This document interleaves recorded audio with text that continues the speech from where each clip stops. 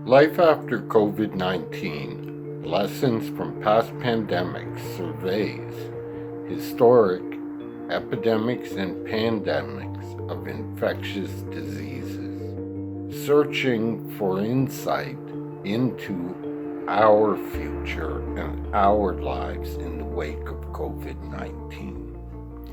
The first chapter deals with the Black Death, bubonic plague that savaged Europe between 1347 and 1351.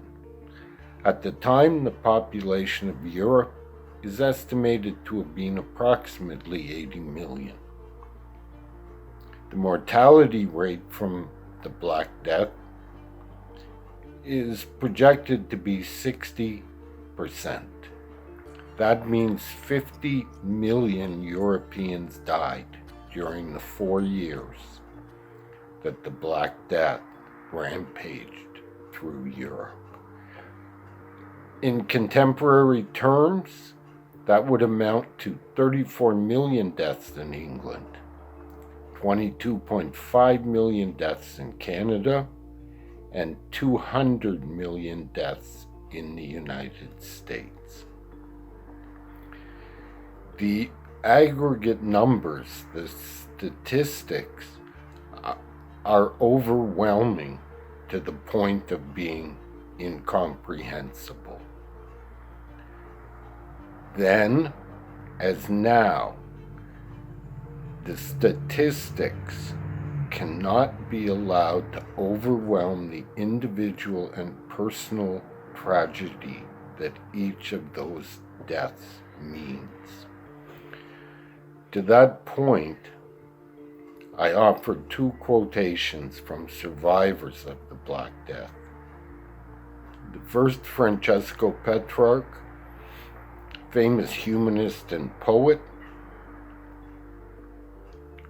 He lost his muse, his beloved Laura, in 1348 to the Black Death. In 1361, his son Giovanni died when the bubonic plague again swept across Europe. And finally, 7 years later, his namesake grandson, Francesco, was killed by bubonic plague. And he wrote, "What shall I say? How shall I begin? Whither shall I turn?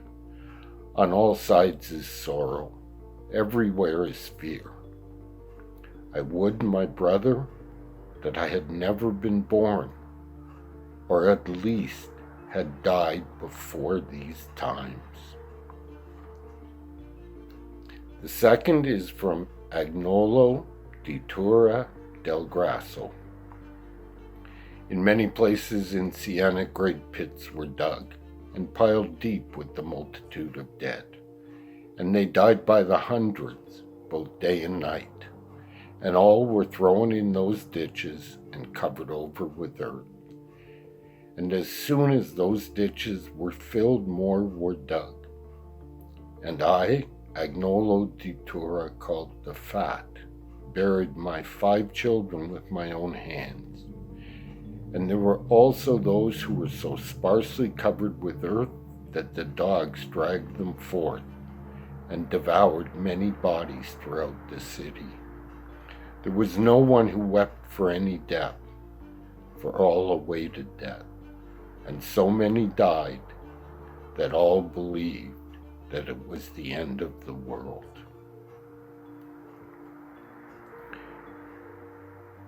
Assessing this current pandemic, reading this book, statistics, case fatality rates, R naught numbers, ICU capacity, all of that data is critical, but it cannot be allowed to mask the human tragedy that is inherent in any pandemic.